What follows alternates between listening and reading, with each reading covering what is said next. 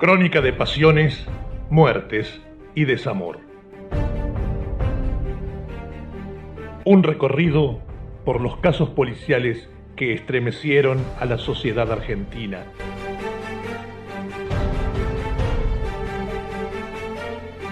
Hoy presentamos Aquellos años turbios.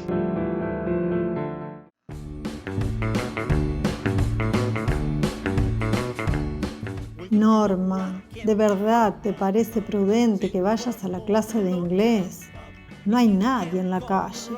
Sí, mamá, estoy aburrida de estar acá. Pero tenés que ir caminando, hija, y hace tanto frío. Hacía frío, sí. Ese martes 29 de mayo fue el día más frío hasta el momento de los hechos, en aquel año de 1962.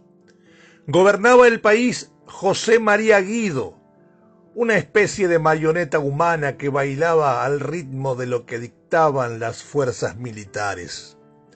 La CGT había declarado un paro parcial que afectaba al transporte, por lo que Norma Mirta Pengerek, de 16 años, debió trasladarse a pie las 15 cuadras que separaban su casa de la profesora de inglés Perla Stausauer de Prielitensky.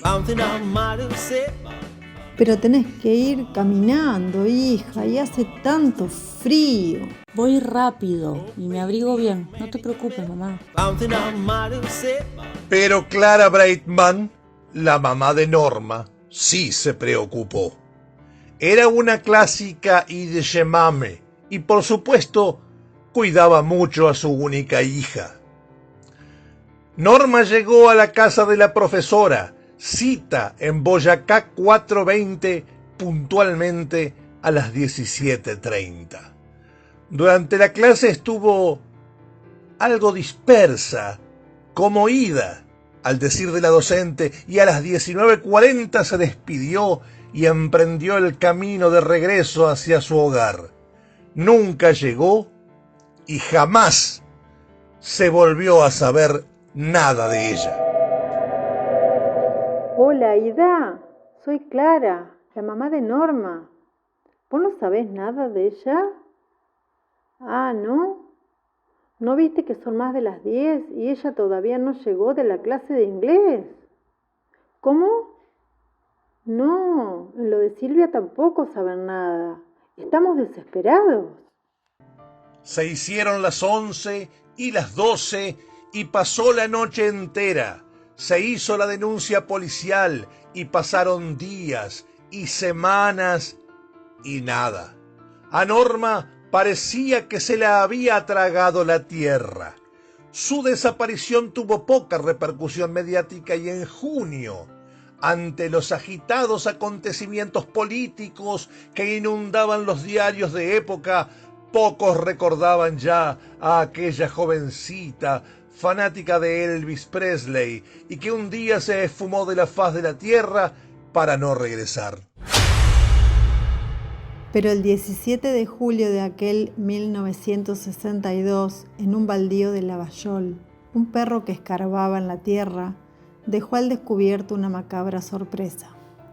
Cuando el dueño se acercó a mirar con qué jugaba el animal, entre los yuyos se encontró con que asomaban los dedos de una mano.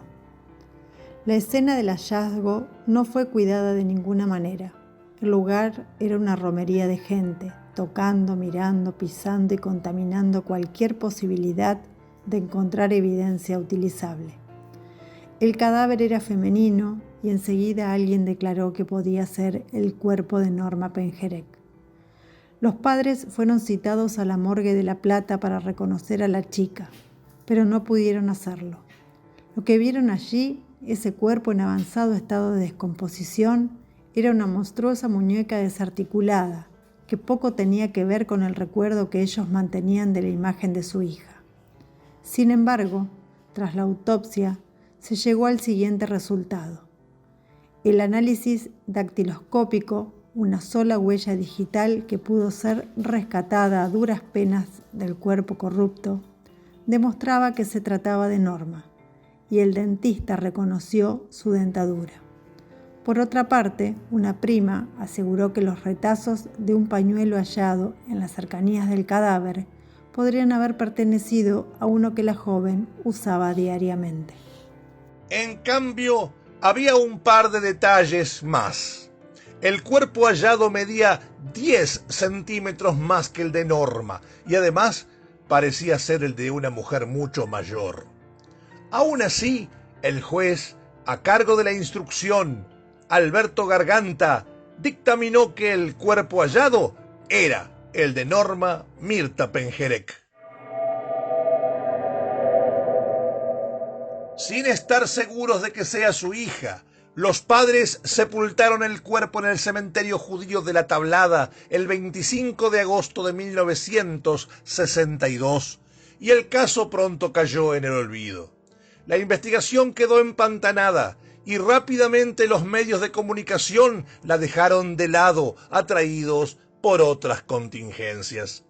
La increíble desaparición de la adolescente estuvo a punto de haber quedado sepultada bajo la indiferencia más absoluta, pero casi un año después, una increíble voltereta del destino llevaría a Norma Pengerek a volver a ocupar las primeras planas de los diarios.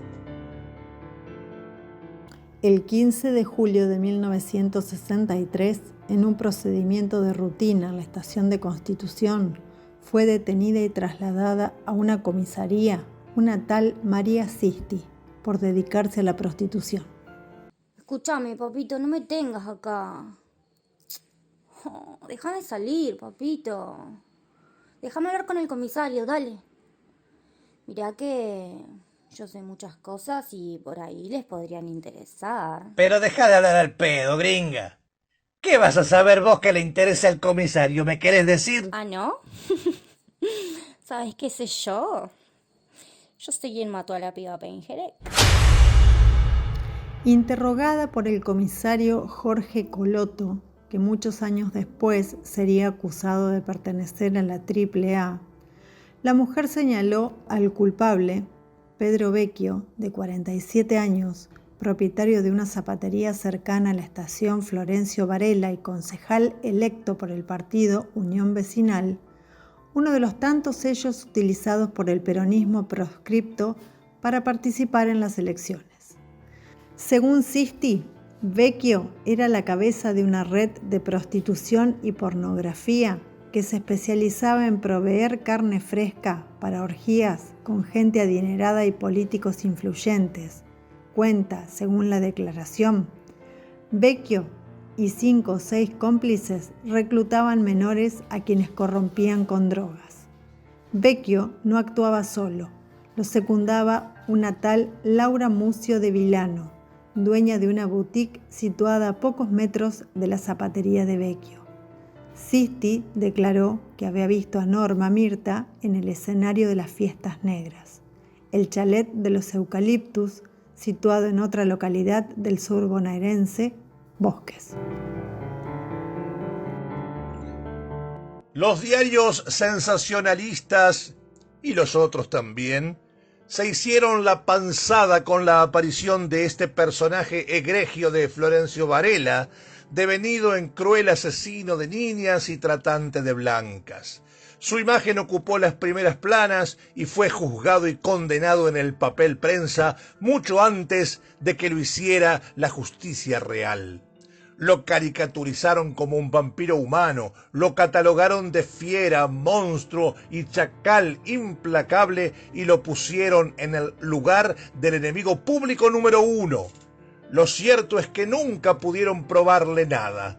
La causa pasó por 8 juzgados y finalmente la Cámara del Crimen de la Capital Federal sobreselló definitivamente a Pedro Vecchio.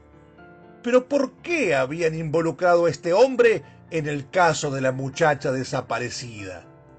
Un fotógrafo llamado José Luis Fernández hizo correr la versión del traficante de drogas y tratante de blancas y le pagó 50.000 pesos a María Sisti para que involucre al zapatero en el caso Pengerek. Una fría venganza contra un hombre al que odiaba porque había protegido a su hija cuando ésta se escapó de su casa. Pedro Vecchio continuó al frente de su negocio hasta su muerte en el año 2007.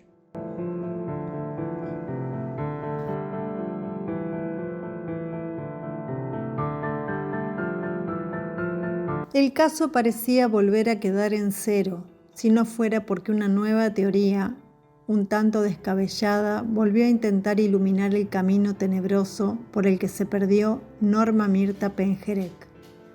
2 días después de la desaparición del adolescente, fue ajusticiado en Israel Adolf Eichmann, un oficial nazi capturado y secuestrado en la Argentina. Al parecer, el padre de Norma, un reconocido dirigente de la colectividad judía porteña, había sido quien le dio al Mossad el dato de que Eichmann vivía entre nosotros y para garantizar su seguridad en caso de represalias, la muchacha habría sido trasladada por el Mossad a un kibutz israelita donde vivió muchos años y donde habría fallecido en los 90. El padre y la madre de Norma Mirta Pengerek continuaron su vida en Buenos Aires hasta que fallecieron en 1985 y 1989 respectivamente. Sus cuerpos se encuentran sepultados en el cementerio de La Tablada, junto a los restos de alguien que nunca se sabrá fehacientemente si se trata o no de su hija.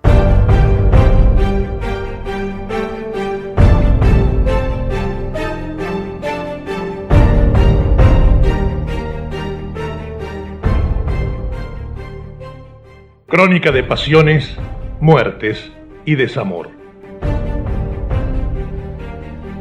Un recorrido por los casos policiales que estremecieron a la sociedad argentina.